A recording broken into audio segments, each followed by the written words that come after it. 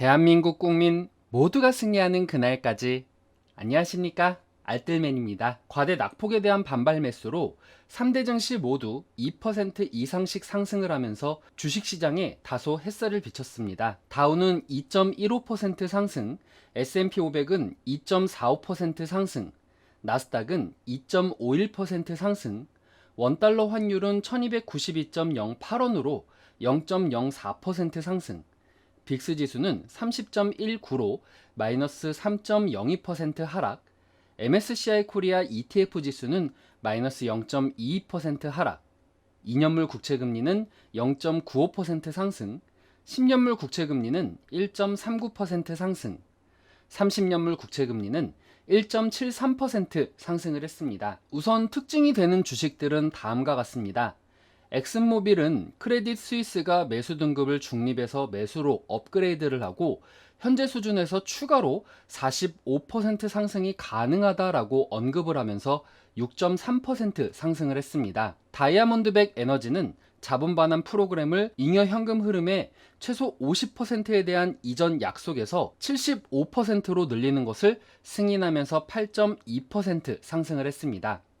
알파벳은 넷플릭스와 잠재적 광고 파트너십에 대해 논의를 하고 있다라는 보도에 4.1% 상승을 했습니다. 테슬라는 일론 머스크가 이달 초 발표한 감원 계획에 대해 보다 명확하게 밝힌 후에 상승을 했는데요. 회사 인력의 3.5%를 해고할 것이라고 말을 하며 그 금액은 매우 중요하지 않다라고 언급을 하면서 9.4% 상승을 했습니다. 스피릿 에어라인은 제트블루사가 인수 제한금을 주당 2달러 인상을 하여서 33.5달러로 제한을 받았습니다. 또한 프론티어 에어라인의 제한도 역시 받고 있어서 6월 30일까지 제한을 결정할 것이다 라고 말을 했는데요. 이로 인해서 7.9% 상승을 했습니다. 최근 연준의 공격적인 금리 인상으로 인한 경기 침체 우려가 시장을 하락시켰습니다. 골드만삭스는 내년 미국의 경기 침체 가능성을 15%에서 30%로, 뱅크 오브 아메리카는 40%로 올렸습니다. 전날 레리 서머스 전 미국 재무장관은 인플레이션을 잡기 위해서 1년간 10%의 실업률, 2년간은 7.5%, 5년간은 6%의 실업률을 감내할 필요가 있다라고 경고를 했습니다. 토마스 바킨 리치먼드 연은 총재는 7월 기준금리를 50에서 75bp 인상에 대해서 매우 합리적으로 느껴지는 범위다라고 언급을 했습니다. 지난주 최악의 한 주라고 불리고 난 후에 투자자들의 매수 심리가 두려움으로 가득하고 있기 때문에 오늘 반등의 내용이 단기적일 수 있다라는 의견도 있는데요. CFRA 리서치의 수석 투자 전략가 샘 스토발은 이것은 단순히 반등인지 바닥인지가 가장 중요한 문제라며, 나는 이것이 확실히 반등할 수 있지만 바닥은 아니다라고 생각을 합니다. 왜냐면은 한 가지 빠진 요소는 두려움에 기반한 항복 매도이기 때문입니다. 라고 언급을 하면서 S&P 500이 3200까지 떨어지거나 사상 최고치에서 30% 이상 하락에 대한 가능성을 언급했습니다. 모건 스탠리의 마이클 윌슨 수석 주식 전략가는 아직 미국의 경기 침체 가능성이 덜 반영되어 있기 때문에 이를 반영할 경우 S&P 500이 3000선까지도 떨어질 수 있다라고 언급을 했습니다. 크레딧 스위스의 데이비드 스네더는 글로벌 성장 둔화에 대한 두려움이 커지고 있고 이러한 우려가 정당한지 여부를 확인하면서 앞으로 투자자들의 주요 초점은 인플레이션을 대처하기 시작할 것이다 라고 언급을 했습니다.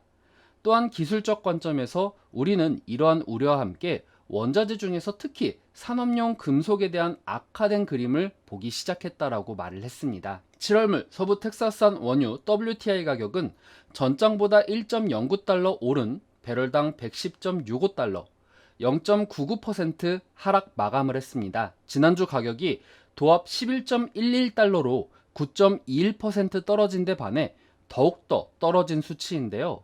이후에 러시아산 원유 수입 제한에도 중국과 인도 등의 러시아산 원유 수입을 늘렸다라는 소식에 유가 공급 부족에 대한 우려를 완화시켰습니다. 또 유가 약세론자들은 미국의 원유 채굴 장비수가 17일 발표 기준으로 한 주간 4대가 늘어난 584대로 집계가 되었고, 천연가스를 포함한 가동 에너지 채굴 장비는 7대가 늘어난 740대를 기록하면서 이러한 부분에 주목을 했습니다. 금일 국내 시장은 미국의 반발 매수에 힘입어서 상승 출발이 예상은 되지만 미국 시장이 어제 휴장이었던 것에 반해 국내 시장이 상승폭을 키웠기 때문에 선반영이라는 관점에서 큰 폭의 상승은 어려울 것으로 예상이 됩니다. 또 국제 정세는 부정적인 소식들로 가득하며 경제 위기에 대한 우려도 커지고 있습니다. 이러한 상황 속에서 약세론자들의 입장이 더욱더 커지고 있습니다.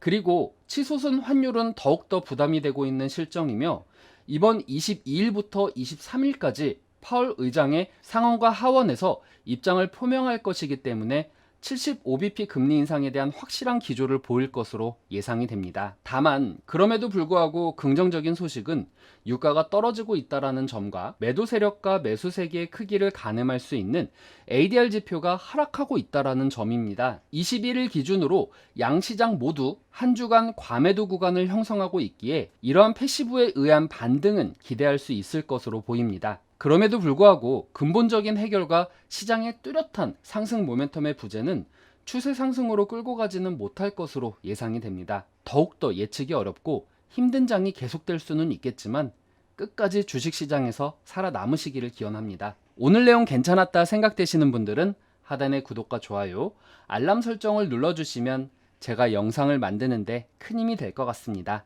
오늘도 시청해주셔서 감사합니다.